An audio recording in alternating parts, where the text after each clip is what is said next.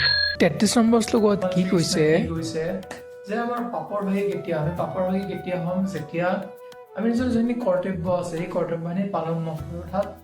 যিখিনি আমাৰ ধৰ্ম আছে ধৰ্ম মানে আছে কৰ্তব্য যিখিনি প্ৰকৃতিয়ে আমাক কৰ্তব্য দি দিয়ে সেই কৰ্তব্যখিনি যদি আমি পালন নকৰোঁ তেতিয়া আমি পাপৰ ভাগি হৈ যাম আৰু তেতিয়া